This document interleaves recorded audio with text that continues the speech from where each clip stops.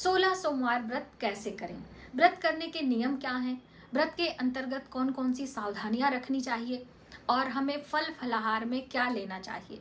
क्या बिना चूरमा का प्रसाद भोग लगाए 16 सोमवार का व्रत नहीं किया जा सकता है? और 16 सोमवार का व्रत सावन के महीने में कब से शुरू करें?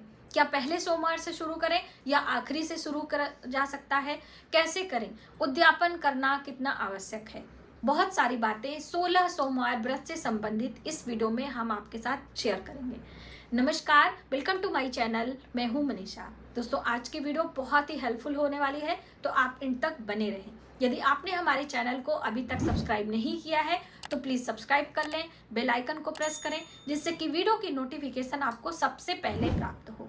चलिए देर न करते हुए वीडियो की शुरुआत करते हैं। 16 सोमवार व्रत, तो पहले हम आपको कथा की पुस्तक दिखा देंगे कि चाहे आप सावन के महीने में सोमवार का व्रत कर रहे हैं या 16 सोमवार, दोनों अलग व्रत होता है, कथा भी अलग है। यहाँ पर देखिए, हमारी पुस्तक है, इसमें 3 कथा है। 16 सोमवार व्रत कथा आपको उल्टा दिख रहा होगा इसमें सामने, क्योंकि हमारा फ्रंट कैमरे से है।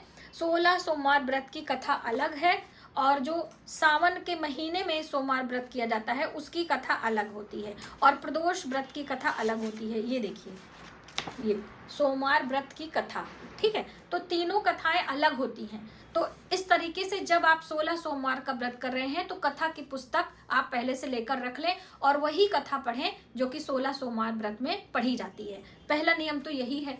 अब दूसरा अहम बात है कि क्या हम सावन के महीने से ही शुरू करें 16 सोमवार, आगे के महीने से नहीं कर सकते हैं? तो ऐसा कोई नहीं है। सावन का महीना भगवान भोलेनाथ का माना जाता है और पूरे महीने हम भगवान भोलेनाथ का व्रत, उपास, जलाभिषेक, देखिए लोग गंगा जल लेकर कांवड़ यात्रा करते हुए अपने आसपास के जो हमारे ज्योतिर्लिंग हैं वहां पर जाकर जलाभिषेक करते हैं। कितने उससे प्रयास से कितने प्रयत्न करते हैं। तो इसलिए सावन के महीने से ही सोमवार का व्रत करना ज्यादा उत्तम माना जाता है।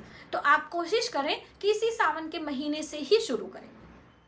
पहला सावन का सोमवार 3 अगस्त को है, तो आप 3 अगस्त से स्टार्ट कर सकते हैं, ठीक है। अगर किसी भी कारण से मान लीजिए पीरियड आ गया है तो पीरियड के दौरान आप व्रत ना स्टार्ट करें, क्योंकि उस समय पूजा वगैरह हम कर नहीं पाएंगे तो परेशानी होगी। सूखा व्रत करने का कोई मतलब नहीं है, ठीक है। तो आप फिर दूसरे सोमवार से स्टार्ट करें। सावन के दूसरे सोमवार से भी आप 16 सोमवार का व्रत शुरू कर सकते हैं, ठीक है। तो ये आपका क्लियर हो गया कि व्रत कथा की पुस्तक और कथा अलग होती है। और दूसरा, हम कब से स्टार्ट करें? देखिए, अगर आप बिजी हैं, आपका कोई एग्जामिनेशन है, आप घर से बाहर हैं, पूजा उपासना का कोई भी व्यवस्था नहीं है, तो आप आखिरी सोमवार से भी व्रत शुरू कर सकते हैं। इसको हम वीडियो में पहले ही मेंशन कर दे रहे हैं। तो आखिरी सोमवार से भी व्रत की शुरुआत की जा सकती है, ठीक है। तो आपको क्लियर हो गया। अब देखिए, जैसे इस बार वर्ष 2026 में 4 सोमवार पड़ रहे हैं, तो आप ये चारों कर लिया। अगर सेकंड से शुरू कर रहे हैं तो 3 आपको मिलेंगे, 3 कर लिया। और फिर आगे आप इसी तरीके से 16 की संख्या में अपने सोमवार को कर लें। हर सोमवार को करना रहता है।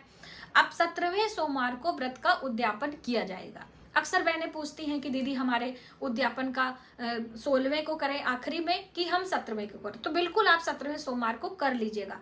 कोई भी हम व्रत करते हैं तो जब पूरा कंप्लीट हो जाएगा तब करते हैं, लेकिन सावन के महीने की महिमा और उनका महत्व बहुत अधिक होता है। तो जो बहनें सावन महीने का करती हैं वो लोग आखिरी को ही कर लेती हैं। ये भी इसमें आपको बता दे रहे हैं, ठीक है। तो ये दोनों चीजें, कॉन्सेप्ट आप समझते हुए चलेंगे तो आपको आसानी होगी। अब बात आती है कि हम क्या जल फल लेंगे, कितनी बार खाएंगे, क्या चूरमे का प्रसाद जो खाया जाता है वो खा सकते हैं, इससे व्रत हमारा टूटेगा कि नहीं, क्या है, ये बहुत सारा आपको कंफ्यूजन है। तो जब आप ये कथा पढ़ेंगे ना तो इसमें चूरमे के प्रसाद की बहुत बड़ी महत्वता है। इसमें कुछ भी खाने की सलाह नहीं दी गई है। दिन भर आप ऐसे ही रहें, पूजा अर्चना करते हुए, भगवान शिव के मंत्रों का जप करते हुए, और शाम की पूजा जो कि प्रदोष काल में की जाती है, प्रदोष काल पूजा के बाद आप चूरमे का प्रसाद, जो शाम की पूजा विशेष होती है, तो आप उसमें फिर चूरमे का प्रसाद। अब चूरमे का प्रसाद क्या है, थोड़ा सा आप समझिए। चूरमा आटे को शुद्ध घी में भूनकर उसमें थोड़ा सा गुड़ या शक्कर मिलाकर ऊपर से देसी घी डालकर आप उसका 3 बड़े बड़े लड्डू बनाएं, या ऐसे ही बना लें सवाया की संख्या में। यानी कि आप 1 पाव आटा ले लें और थोड़ा सा गुड़ उसमें उसके टेस्ट के अकॉर्डिंग डाल के मिलाकर घी डालकर सवाया की संख्या में आप 1 पाव आटा लेंगे, थोड़ा गुड़ और थोड़ा घी मिलाकर सवाया हो ही जाता है। तो आप उसके 3 लड्डू बनाएं प्रसाद उसी चूरमे का। बहुत सारे लोग उसको फ्राई कर लेते हैं मोटा मोटा बाटी लिट्टी की तरीके से, उसके बाद फिर उसको तोड़ लेते हैं और उसका लड्डू बनाकर भगवान भोलेनाथ के साथ भोग में रखते हैं। बिलपत्र आदि फूल माला करते हुए शाम की पूजा करते हैं और एक जो प्रसाद है उसको भोग में लगाएंगे। एक उसी भोग प्रसाद के बाद गौ माता को खिलाते हैं। गौ में 33 कोटि देवी देवता होते हैं और एक लड्डू लेकर परिवार से लेकर सबको वितरित करते हैं। अन्य कोई भी पास आस पड़ोस में किसी को भी आप दे सकते हैं प्रसाद के रूप में, और एक लड्डू स्वयं खाते हैं।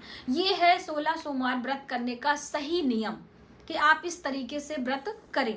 लेकिन अब देखिए सब लोग ये नियम फॉलो नहीं कर पाते कि दिन भर ऐसे ही निर्जला रह जाएंगे और शाम को इस तरह से चूरमा खाएंगे।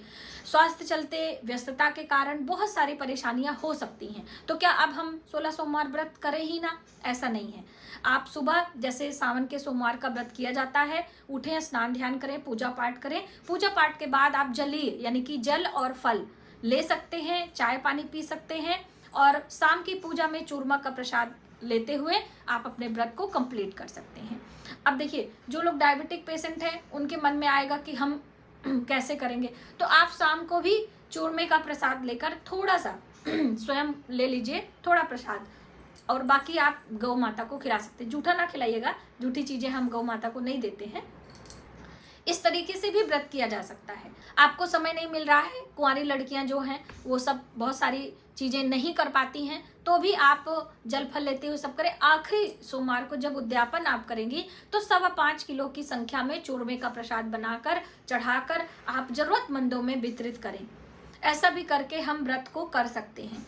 और कोई भी व्रत करते हैं तो माता पार्वती को सुहाग की सामग्री जरूर चढ़ाइएगा। स्पेशली जो हमारी कुंवारी लड़कियां हैं, बहनें हैं, वो माता का आशीर्वाद, सौभाग्य की प्राप्ति होती है, घर भर की प्राप्ति होती है, आपका विवाह होने का योग बनता है। सावन के महीने में हरी हरी चूड़ियाँ पहनने का, दान करने का, माता पार्वती को भेंट करने का, तो ये अवसर आप जाने ना दें। और सावन में कभी भी आप छाते का दान, चूड़ियों का दान, हरे वस्त्र का दान कर सकते हैं। किसी को भी आप जिसे चाहें, वो पुरोहित है, मंदिर में है, किन्नरों को है, कन्याओं को है, कैसे भी है, आप हरे रंग की जितनी चीजें दान करेंगे आपके जीवन में वैभव आता है। हरा रंग बुद्ध का प्रतीक माना जाता है और बुद्ध वैभव का कारक माना जाता है। तो इसलिए आप हरे रंग की चूड़ियाँ, हरे रंग के वस्त्र और हरे रंग के पेड़ पौधे, इसलिए सावन के महीने में पेड़ पौधे लगाने की भी बहुत बड़ी महिमा है। तो आप बेलपत्र लगाएं, भोलेनाथ के मंदिर में एक बेलपत्र लगाएं।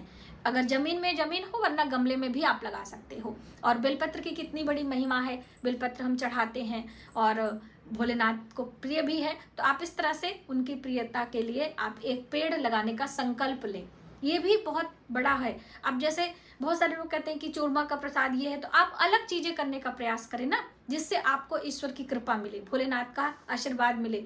और हरियाली बहुत सारी चीजों से आती है, पर्यावरण से, प्रकृति की सेवा करना भी हमारा परम कर्तव्य है।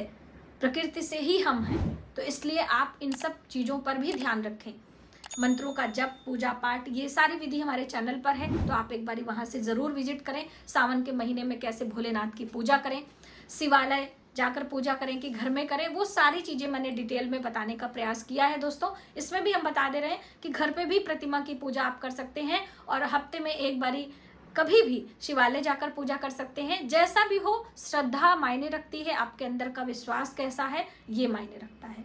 तो मुझे उम्मीद है कि ये 16 सोमवार व्रत से संबंधित जितने भी कंफ्यूजन है वो मैंने दूर किया होगा इस वीडियो में, और आप आसान तरीके से 16 सोमवार का व्रत चूरमा लेते हुए और चूरमे का भोग प्रसाद उद्यापन में 5.25 किलो की संख्या में लगाते हुए अपने व्रत को कंप्लीट करेंगे और भगवान भोलेनाथ की कृपा प्राप्त करेंगे। आज की वीडियो में बस इतना ही। यदि हमारी वीडियो आपको हेल्पफुल लगे तो एक बार फिर से कहते हैं, वीडियो को शेयर ज़रूर करिएगा। मिलते हैं एक नई जानकारी के साथ नए वीडियो में। तब तक आप अपना और अपने परिवार का ख्याल रखें। जय माता दी।